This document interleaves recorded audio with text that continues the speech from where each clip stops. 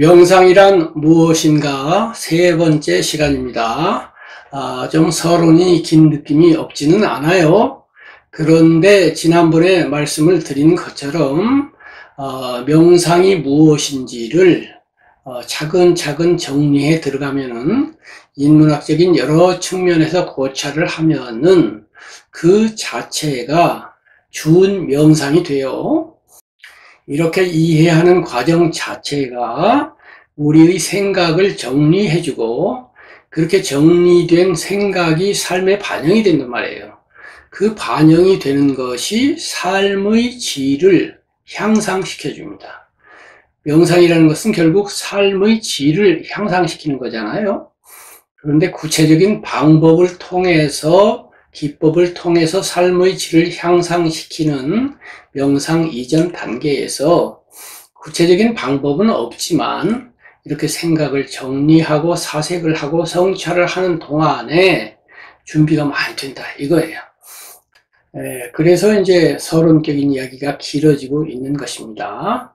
어쨌든 지난 시간에 에이브러햄 매슬로우의 욕구 5단계설, 거기에 추가하여서 6번째로 영적인 욕구, 이것을 중심으로 여러 가지 생각을 정리해 보았어요. 그런데 다시 이 욕구라는 말에 대해서 오늘 또 말씀을 드리려고 해요. 이 욕구라는 말이 무슨 말입니까? 무언가를 한다는 거죠. 무언가를 하고 싶다. 하고자 할 욕, 구할 구예요. 구하는 것이 있어요. 원하는 것이 있어요. 뭔가 얻으려고 하는 거예요. 그래서 뭔가를 하는 게 욕구인데, 이 한자에서 하고자 할 욕자하고 비슷한 자가 하나 있는데 욕심 욕자입니다. 하고자 할 욕자 밑에 마음 심자가 추가되면은 욕심 욕자가 돼요.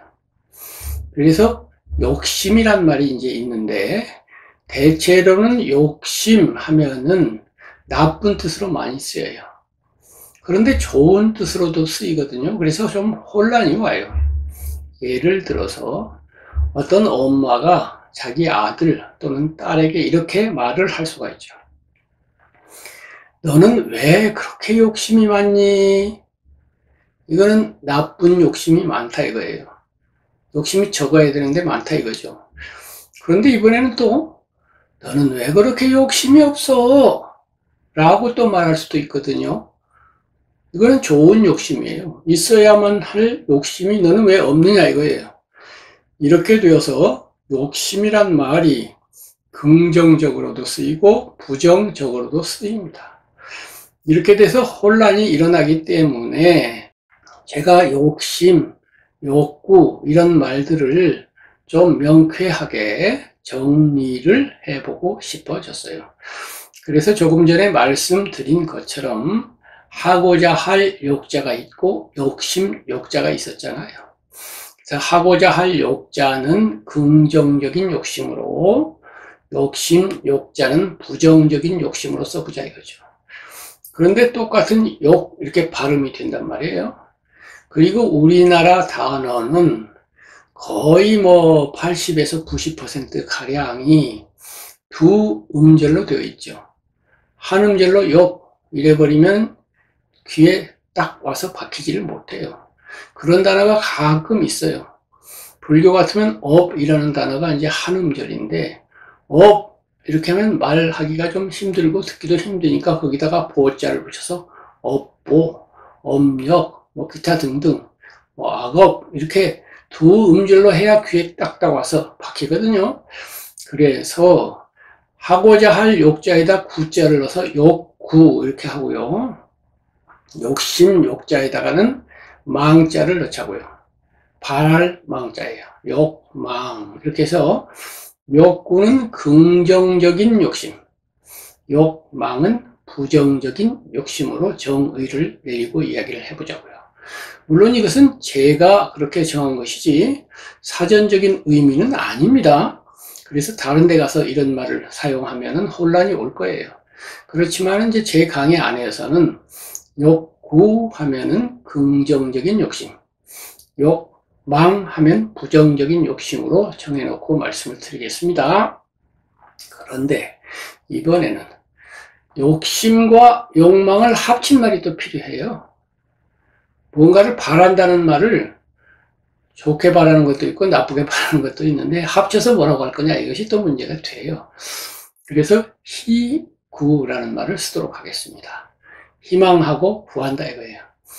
그러니까 욕심, 욕망 다 합쳐가지고 전부 희구의 일부분이 되는 거죠. 그렇다면 다시 무엇이 긍정적인 욕구이고 무엇이 부정적인 욕망이냐, 이것이 또 문제가 되겠죠. 제가 정리를 한 것은 그 기준은 능력입니다. 능력. 이 사회는 이렇게 여러 가지 그 법률과 관습에 의해서 이렇게 지탱이 되고 있는데 이 법률 관습이 반드시 옳기만 한 것은 아니죠. 법률도 공정하게 집행이 되는 것이 아닙니다. 대체로는 공정하다고 볼 수 있지만은 부분 법률을 피해가는 사람, 법률을 악용하는 사람, 또 법을 집행하는 쪽에서도 공정하게 집행하지 못하고 또 법이 모든 문제에 속속들이 다 개입할 수도 없어요. 그 부분은 이제 사회 관습이 커버를 하는데 사회 관습에도 수많은 모순과 문제점들이 있지요. 그런데 그것까지 토론을 하다 보면은 이거는 이제 강의가 10시간도 넘고 100시간도 넘어서 복잡해지니까 그거는 공정하다고 가정을 하겠습니다. 이런 거죠. 욕망이든 욕심이든 희구, 무언가를 바란다고 하는 것은 비유로 말을 하면은 빈 컵에다가 물을 갖다 채우는 것에 비유를 할 수가 있어요. 그러니까 희구는 빈 컵인 거예요. 희구는 빈 컵인데 거기다가 이제 물을 채워야 되잖아요. 이 물이라고 하는 것은 물질적인 것도 있고 정신적인 것도 있지요. 물질적으로 몸이 건강한 것도 희구의 일종이고요. 돈, 물론 희구의 일종이죠. 기타 등등 바라는 게 많지 않습니까? 정신적으로 명예를 갖고 싶은 것, 멋지게 보이고 싶은 것, 기타 등등 또 많아요. 지식을 갖고 싶은 것 많은데 어쨌든 그런 희구가 많아요. 그 희구는 크게 두 가지 방법으로 채우게 됩니다. 첫 번째로는 우물가에 나가야 되죠. 물을 퍼와야 되니까. 이 우물이라고 하는 것이 곧 사회예요. 여러 사람이 모여있는 사회에 나가서 경쟁을 벌여가지고 제가 처음에 말씀드렸잖아요. 사람살이는 네 분야로 나뉜다. 인형 사과, 하나는 배능해서 경인한다. 능력을 배양해서 남과 경쟁을 해가지고 뭔가를 가지고 온다 이거예요. 바로 그것이 우물가에 나가서 물을 퍼오는 거죠. 그 우물에는 나만 오는 게 아니에요. 여러 사람이 와요. 그래서 예를 들면 돈이다 그러면 남도 돈 가져가고 싶어하고 나도 가져가고 싶어해요. 그러니까 경쟁이 벌어지죠. 그래서 이제 악유다툼이 벌어지기 때문에 이렇게 하지 말고 우리 규칙을 정하자. 먼저 온 사람이 먼저 가져가는 걸로 하자. 이런 식으로 규칙을 정하면 그 규칙이 곧 법률이죠. 혹은 관습이죠. 그렇게 해서 이제 법률이 잘 집행된다는 전제 하에 물을 많이 먼저 퍼 가지고 오는 것을 무엇이 결정하느냐? 능력이 결정해요. 능력 많은 사람이 돈 더 많이 가져가고 다른 것도 다 마찬가지죠. 이렇게 해서 물 퍼오는 것을 결정하는 가장 중요한 그러한 요소는 능력입니다. 그렇다면 이 능력을 기준으로 했을 때 처음 희구, 욕구, 욕망으로 돌아가서 욕구, 즉 긍정적인 희구는 어떤 것이고 욕망, 부정적인 희구는 어떤 것인가 할 때 능력이 닿는 데까지 바라는 것이 희구예요. 근데 능력 이상을 바라면 그것이 욕망이죠. 그러면은 예를 들어서 능력으로 보아서 어떤 사람이 장관을 할 능력이 있는데 장관이 되면 그거는 좋은 거예요. 근데 장관 능력밖에 없는데 대통령이 됐어요.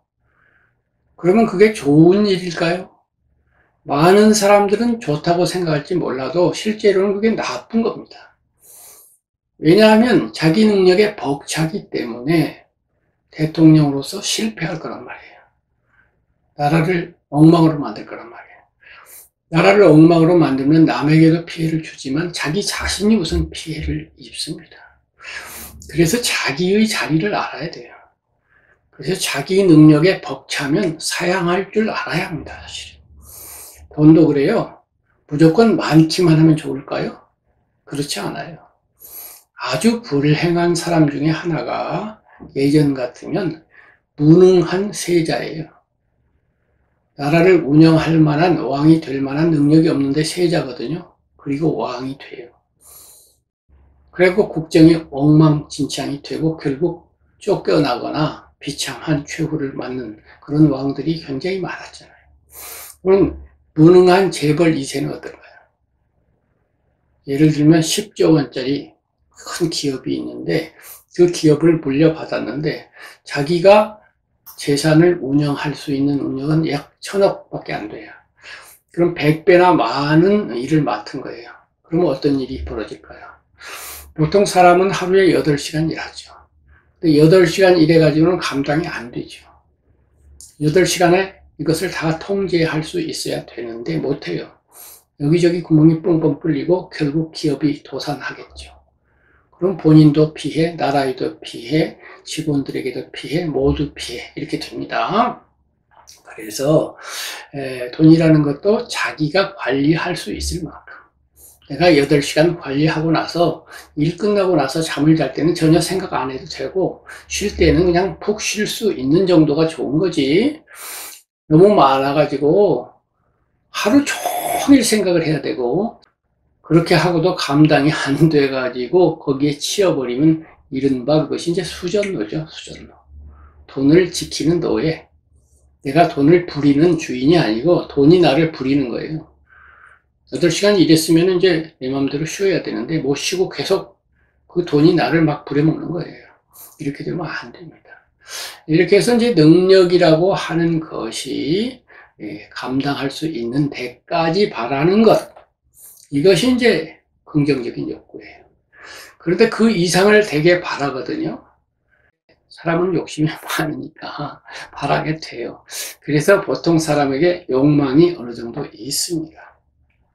여기까지 이제 정리를 하고 나니까 사람이 몇 종류로 나뉘게 돼요.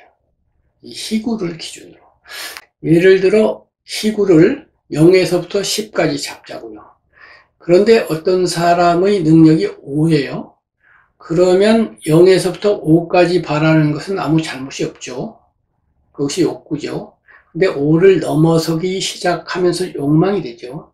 그래서 그 사람이 7을 바란다고 하면은 넘치는 2, 6과 7, 이 부분은 욕망이 되는 거예요.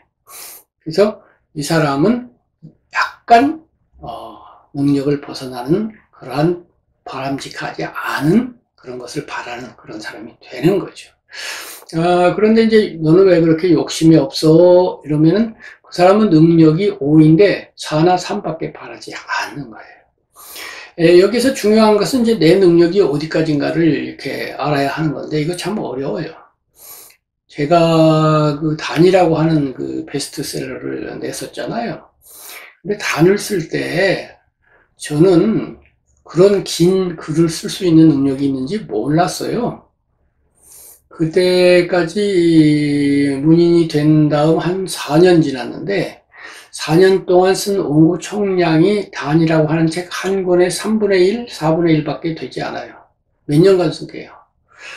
그런데 출판사에서 한두 달 만에 이 책을 쓰라는 거예요. 말이 됩니까? 4년 동안에 책 한 권에 3분의 1, 4분의 1밖에 못 썼는데 그걸 한두 달 만에 그걸 다 쓰라고요. 안 될 줄 알았는데 되더라고요. 저에게 그런 능력이 있는지 몰랐다니까요. 그러니까 제 능력이 5인 줄 알았는데 알고 보니까 한 7, 8 됐던 거예요. 그런 사람이 5를 기준으로 욕구하고 있었어요. 7, 8을 욕구했어야 되는데 그러니까 자기 능력이 어디까지인지는 알 수가 없어요. 알기가 어려워요. 알 수가 없는 건 아닌데. 그래서 그때 이제 단을 쓰고 나서 제가 잠언 하나를 생각했는데, 그 잠언이 자기는 자기가 생각한 것보다 훨씬 유능하다, 이런 잠언이에요. 내가 5인 줄 알았는데 8이더라 이거예요. 그러니까 내 능력이 얼마라고 미리 한정 지으면 안 돼요. 이 공자님 말씀으로는 이걸 물획이라고 해요. 말물 하지 말라 할 때 말물이고요. 획은 이렇게 선을 긋는 걸 획이라고 하잖아요. 획을 긋지 마라. 내 능력이 5야 이렇게 하고서 한계를 짓지 마라. 그러면 5밖에 안 되거든. 한계를 짓지 말고 열어놔라. 그러면서 열심히 해. 제자에게 이렇게 나무라시는 거예요. 선생님의 도가 높아서 좋기는 합니다만은 제 능력으로 역부족입니다. 그러니까 야, 너는 해보지도 않고 획을 긋니? 너도 나 같은 능력 있어. 나같이 성인 될 수 있어. 근데 왜 그 밑에다가 선을 그려놓고 안 된다고 그래? 그러지 마. 이런 뜻이에요. 인격 도야의 면에서 그렇습니다만은 다른 분야도 그래요. 대부분 출발할 때는 그런지 몰랐는데 계속 개발을 하다 보니까 처음 생각보다 자기 능력이 100배쯤 되는 사람도 있어요. 그렇기 때문에 이 능력이라고 하는 것을 알기는 어려운데, 그러니까 최선을 다하긴 다 해야 돼요. 힘껏 부딪혀야 돼요. 요점은 그 부딪힘에 있는 것이 아니고, 그렇게 해서 능력이 여기까지야 해서 다 됐으면 거기서 이제 만족할 줄 알면, 그러면 욕구에서 그친 거예요. 그 욕구와 욕망은 상당히 이 부분에서는 가늠하기 어렵습니다. 결국 힘껏 부딪히고 힘껏 바라고 힘껏 노력을 했다. 근데 뒤끝이 개운하면 욕구고요. 이 욕망은 뭔지 모르게 뒤끝이 찜찜해요. 자기 스스로 생각해봐도 뭔가 이건 아닌데 라는 느낌이 생기게 되어 있습니다. 어쨌든 욕구와 욕망을 구별하는 기준은 능력인데, 이렇게 되면 이제 사람이 몇 가지로 나뉘어요. 첫 번째는 자기 능력에 비해서 너무너무 많이 바라는 사람이에요. 예를 들면은 능력이 1인데 희구는 10이에요. 10배를 바라요. 좀 지나치죠? 이렇게 되면 어떻게 되느냐? 능력은 안 되는데 욕심은 크거든요. 헐떡거리죠. 헐떡거려서 욕심을 제어를 해야 되거든요. 안 되면은. 그럼 이 사람은 능력은 1인데 희구는 10이니까 나머지 9를 제어하고 통제하고 마음을 다스려서 좀 가라앉혀야 되는데, 9쯤 되면 가라앉힐 수가 없죠. 그래서 어떻게 합니까? 편법과 불법을 저지르게 되죠. 희구를 다스릴 수가 없으니까 마음을 속이고 막 다투고 싸우고 이렇게 하는 거. 그래서 법원에서 왔다 갔다 하는, 나쁜 의미에서 왔다 갔다 하는 모든 사람이 다 이런 사람이에요. 이런 사람을 다 희구자라고 불러보자고요. 많을다. 희구가 많아. 그러니까 능력에 비해서 10배쯤 많아요. 다 희구자. 그 다음에 이제 희구가 약간 많은 사람이 있어요. 능력보다. 능력이 5인데 한 6쯤 바라는 거예요. 혹은 7쯤 바라는 거예요. 약간 더 바래요. 20, 30% 이렇게 좀 바라는 거예요. 이런 사람이 이제 제 생각으로는 100명 중에서 한 97, 8명 되지 않나요. 그 다음에 앞에 다희구자는 100명 중에서 1명꼴 혹은 2명꼴 되겠죠. 그러니까 소희구자인데 이 두 번째가 적을 소자예요. 약간 적게 희구한다 이건데, 이제 이때 희구가 소욕망자예요. 약간 없어야만 될 그런 욕망이 약간 있는 거예요. 이런 사람이 대부분이에요. 자기 능력보다 조금 더 바라죠. 그래서 항상 모자라죠. 그렇다고 헐떡거릴 정도로 모자라지는 않은데, 그래서 조금 더 있으면 좋겠어, 조금만 더 있으면 좋겠어 하고 늘 약간 이마를 찌푸리면서 살아요. 이런 사람들은 이제 약간 더 욕망이 많으니까 이걸 제어할 수가 있죠. 앞에 사람은 너무 차이가 나니까 제어를 못했는데 제어를 할 수 있는데, 이 제어라는 거 결국 뭐예요? 참는 거죠. 그래서 보통 사람들은 다 참으면서 삽니다. 그러니까 참는 부분이 얼마나 있느냐에 따라서 그 사람이 소희구자냐, 그 다음이 이제 적희구자인데, 적당하다는 적희구자인데, 적희구자와 소희구자를 구별합니다. 이 적희구자는 참는 게 없어요. 자기 능력만큼만 바라니까 참을 일이 없어요. 근데 대부분의 사람은 참아야 된단 말이에요. 그래서 불교에서 이 세상을 사바세계라고 하잖아요. 이 사바세계를 그 인도 말인데, 인도 말을 뜻으로 번역하면 인토가 돼요. 참을 인 흑토예요. 참아야 되는 세상이다 이거예요. 이렇게 참을 수밖에 없는 것은 이것이 사바세계라는 세계이기 때문에 그런 것이 아니고, 사람의 마음에 욕망이 있기 때문에 그런 거예요. 욕망이 없고 욕구만으로 사는 사람은 참을 일이 없거든요. 더 이상 바라지 않으니까요. 그래서 이제 세 번째가 적희구자, 참을 일이 없는, 자기 능력만큼만 바라는, 열심히 한 다음에 그야말로 진인사 대천명 열심히 해요. 열심히 한 다음에 딱 여기까지군, 오늘 오케이, 그게 많든 적든 딱 끝내버리는 이러한 마음가짐으로 사는 아주 바람직한 사람이죠. 동양의 기준으로 하면 군자, 서양으로 나가면 기사 혹은 젠틀맨 이렇게 되는 거예요. 그래서 이제 이러한 사람은 그러면 얼마나 될까? 제 생각으로는 100명 가면 그저 1명, 그 정도 되지 않을까 이렇게 생각이 돼요. 그 다음이 있어요. 또 그 다음이 있는데, 그거는 뭐냐면은 이 적희구자는 욕망은 없고 욕구만으로 살잖아요. 지나친 욕심은 없고 적절한 욕심만으로 사는데, 적절하다는 건 어디까지나 세속 기준이에요. 우물가에서 물 퍼오는 기준인데, 아예 이 욕구조차도 없는 무희구자가 있어요. 모든 걸 바라지를 않아요, 애초에. 열심히 살긴 사는데 뭘 바래서 하는 게 아니에요. 그게 뭐야? 그게 바로 부처님이죠. 아라한이죠. 깨달으신 분들이죠. 불교에서 깨달음 혹은 열반 해탈을 설명하는 여러 가지 말이 있는데, 그 중에 무원해탈이라고 해요. 바랄 원자, 바람이 없는 해탈이에요. 그래서 아무것도 바라지 않아요. 완전한 행복이라고 하는 것은 결국 지금 이대로 모든 것이 좋아요. 이것이 행복이거든요. 지금 이대로 좋아. 건강도 이대로 좋고, 나이도 이대로 좋고, 돈도 이대로 좋고, 다 이대로 좋아. 하나도 못할 게 없어. 그러면 무원해탈인데, 결국 무원해탈이라고 하는 것이 열반이고 깨달음이고 부처님이 혹은 아라한들이 도달한 경지니까, 이 경지에는 바라는 게 없어요. 불교가 널리 퍼지기도 바라지 않습니다, 사실. 존경받는 거 당연히 바라지 않죠. 그럼에도 불구하고 불교를 펴요. 펴는데 그것이 욕망은 물론 아니고 욕구조차도 아니에요. 그냥 텅 빈 마음으로 하는 거예요. 그냥 하는 거예요.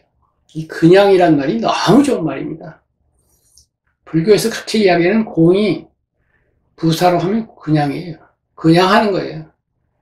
이유도 원인도 조건도 없어요. 그냥 살고 그냥 하는 거. 이게 이제 제일 높은 경지인 이제 무희구자. 그래서 정리하면 처음에 다희구자, 자기가 바라는 것이 능력의 10배쯤 되는 사람. 두 번째 소희구자, 능력보다 조금 더 바라는 사람. 세 번째 적희구자, 적절하게 딱 알맞게 바라는 사람. 네 번째 바람 자체가 아예 없는 사람. 이렇게 되는 거죠. 이렇게 해서 이제 4가지 경지가 있는데, 우리 입장으로 돌아오자고요. 우리라는 말이 안 맞을 수도 있어요. 이 강의를 듣는 분 중에 적희구자 이상인 분도 혹 있을 수 있거든요. 1% 이하겠지만. 근데 그런 분들이 제 강의를 들을 일은 거의 없고, 저에게 도움을 받을 일도 없어요. 그래서 그러한 무희구자 혹은 적희구자 이상은 제외하고, 우리 자신이 그렇다고 해서 다희구자냐? 그것도 아니라고 치자고요. 우리가 법원 근처에 갈 만큼 그렇게 욕심덩어리는 아니라고 치면 소희구자란 말이에요. 약간 부족해요. 약간 부족한데 이게 이제 둘러도 않는단 말이에요. 약간 부족한 상태인데 10배 부족한 사람 쪽으로 가고 있는 사람이 있어요. 10배까지는 아닌데 5, 6, 7배 이렇게 욕심이 많은 사람. 이런 사람들은 수양, 수행, 명상 이런 데 관심이 없습니다. 그런 분도 제외하자고요. 소희구자 중에서 적희구자 쪽으로 나아가는 사람 혹은 나아가려고 하는 사람, 이 사람들이 이제 유교 말로 하면 학인이에요. 학인. 배울 학자 학인. 공부하는 사람. 군자가 되려고 노력하는 사람. 이 학인이라고 가정을 하고, 듣는 분들이 그런 분이라고 가정을 하고, 저도 그렇다고 가정을 하고 이제 말씀을 드리겠습니다. 이 학인들의 입장에서 이제 명상을 생각해 봐야 돼요. 즉, 우리의 1차 목표는 무시구가 아닙니다. 부처님처럼 공한경지까지는 나중 이야기로 두고, 우선은 지나친 욕심, 내가 능력이 5인데 7을 바란다고 하면 그 2, 6과 7, 그 부분을 어떻게 다스릴 것이냐. 이것이 이제 방면 목표예요. 그렇게 해서 적희구자가 되고, 그 다음에 이제 무희구자로 나아가는데, 이렇게 소희구자로서 적희구자로 나아갈 때에 2가지 명상법이 필요해요.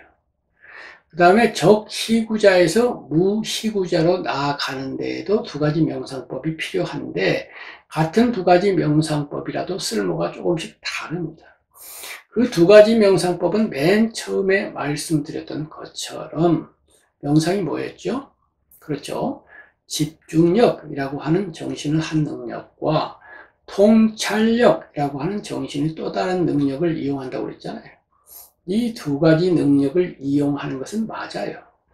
그런데 적희구자 이전 단계에서는 집중력이 더 많이 필요하고, 그 다음에 적희구자에서 무희구자로 나아갈 때는 통찰력이 더 많이 필요합니다.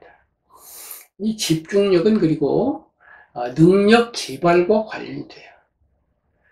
그러니까 우리가 우리의 빈 컵, 마음이 바라는 것을 채우기 위해서는 첫 번째로는 능력을 길러서 배능해서 경인해서 우물가에 나가서 물을 퍼와야 되잖아요.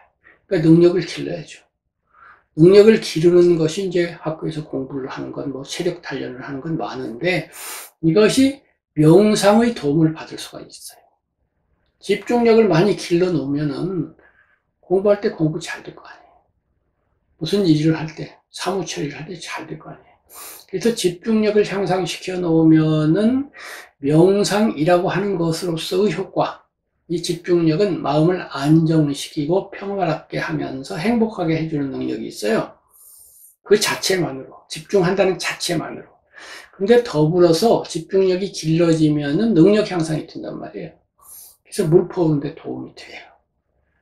그래서 이 집중력이 이제 보통 사람, 적희구자로 나아가는 세속 생활을 하는 보통 사람에게 여러모로 중요합니다. 근데 적희구자가 무희구자로 나아갈 때는 집중력도 물론 기본적으로는 필요하지만 통찰력이 더 필요해요. 통찰력은 능력 배양의 문제가 아니에요.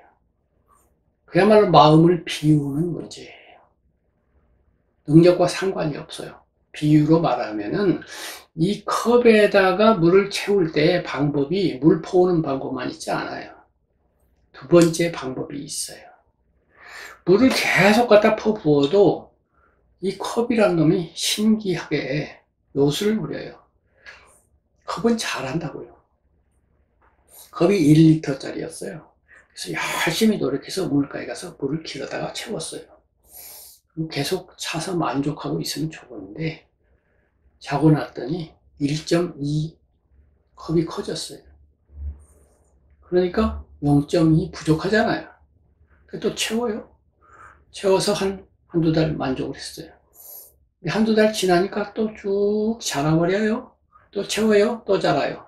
이것이 이제 컵, 즉 희구라고 하는 놈의 요술입니다. 예를 들면은 월세 사는 사람은 전세 가고 싶어 하죠. 전세 갔어요. 만족하고 기분 좋죠. 근데 2달 지나고 나니까, 야, 그 전세 가지고 되겠냐?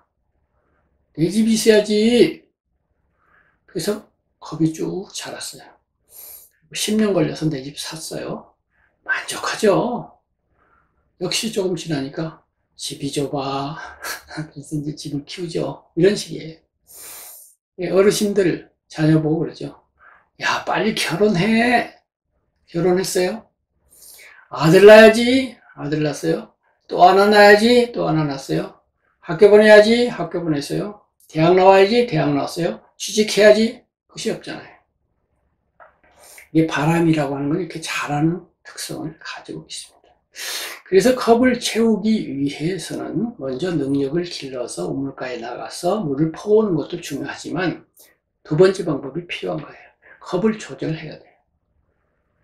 컵을 천천히 자라게 하거나 아예 자라지 않고 멈춰 있게 하거나 가능하다면 컵을 줄이거나 더 가능하다면 컵을 없애버려야 돼요. 그러니까 처음으로 돌아가서 컵이 1리터였어요. 채워놓으니까 1.2로 작다고 그랬는데 1리터였던 컵이 가만히 있어요. 그럼 계속 만족할 거 아닙니까? 혹은 0.8로 줄어들었네요. 그 1리터 뿐인데 0.2가 남잖아요, 이번에는. 그리고 아예 없어져 버렸어요. 그래서 이제 컵을 줄이거나 조절하는 문제. 이것이 이제 통찰 명상, 집중 명상이 아닌 통찰 명상을 통해서 가능해요. 마음을 비우는 연습을 할 수 있는 거예요. 그리고 이 방법이 아니고서는 네 번째 무희구자가 될 수가 없어요. 물을 퍼오고 집중력을 아무리 길러도요, 완전한 해탈, 완전한 행복에는 안 돼요. 적 희구자까지 될지는 몰라도 무희구자는 안 됩니다. 이렇게 해서 이제 사람이라고 하는 것이 바란다고 하는 희구를 중심으로 욕구와 욕망으로 나뉘는 그러한 바람을 가지고 있다는 것과 욕망은 부정적인 바람, 욕구는 긍정적인 바람으로 정리를 할 경우에 이것을 비유하면 물을 퍼오는, 우물에 가서 물을 퍼오는 것에 비유할 수가 있다. 그때 우물에서 물을 퍼오는 기준은 능력이다. 그래서 능력을 길러야 되고 능력을 통해서 물을 길러와야 되는데 아무리 물을 길어온다고 해도 컵이 계속 자라면 무효가 된다.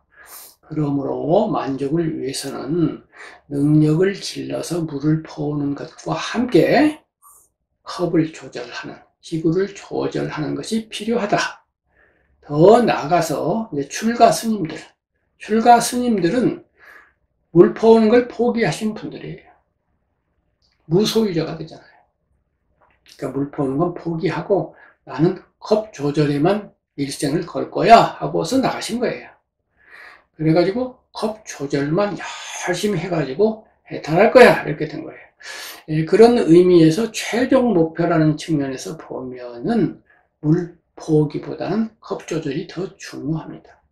그렇긴 한데 컵 조절이 너무너무 어렵습니다. 옆에서 다 자기 집 사는데 나 혼자 전세 살면 상대적으로 빈곤감을 느끼게 마련이다. 부처님이야, 아라한이야, 또 출가 스님들이야. 출가 스님들 중에도 안 그런 분도 있는데 제대로 출가하신 분들은 그런 거 걱정 안 하시고 남이야 큰 집에서 살든 큰 절에서 살든 나는 초촐한 데서 그냥 살아도 만족이에요. 남이야 화려한 옷을 입건 말건 나는 승복으로 만족이에요. 남이야 좋은 음식 먹건 말건 나는 그냥 초촐하게 소박하게 먹어도 돼요. 마음이 부자거든요. 이렇게 되면 되는데 이렇게 되는 분들은 아까 이제 적희구자도 100명에 1명이라고 했는데 1000명에 1명 힘들고요. 10,000명에 1명도 쉽지 않아요. 그러니 보통 사람들 보고 그렇게 하라고 할 수는 없잖아요. 그래서 아까 소희구자인 우리들로서는 두 가지 길을 병행할 수밖에 없어요. 물을 퍼오는 길과 컵을 조절하는 길을 병행을 하는데 이제 이 비율이 문제죠. 비율을 혹은 중점을 어디에 둘 거냐 이거예요. 능력 기르는 거 젊은 시절에 당연히 거기에 중점을 두게 되고 둔 것이 잘못도 아니에요. 이제 나이 들어요. 은퇴해요. 이쯤 되면 이제 능력 길러가지고 뭐 더 버틴다는 게 거의 불가능해진 마당이기도 하고, 인생을 정리하는 마당이기도 하고 하니까, 이제는 이제 컵 조절이 중요하죠. 그런 때 진짜 명상을 할 수 있는 그런 조건이 됐다고도 말할 수가 있습니다. 그래서 오늘은 희구, 바라는 것을 중심으로 욕망과 욕구를 분별하고 이 두 가지 가지고 사람이 산다. 욕망과 욕구를 가지고 사는데 만족을 위해서는 무희구자가 최종 목표인데 무희구까지는 모른다 하더라도 한편으로는 열심히 물을 퍼와서 컵을 채우고 희구를 채우고 다른 한편으로는 컵을 조절해서 희구를 조절해서 삶을 운영해 나간다. 그 과정에서 집중력과 통찰력이라고 하는 명상에서 이용되는 두 가지 정신적 힘이 필요하다. 능력을 기르는 데는 집중력이 더 많이 이용이 되고 마음을 비워서 희구를 비워서 진짜 마음이 평화로워지는 거기에는 통찰력이라고 하는 능력이 필요하다. 여기까지 말씀을 드렸습니다. 다음 시간에 집중력과 통찰력에 대해서 보다 본격적으로 설명을 해 드리도록 하겠습니다.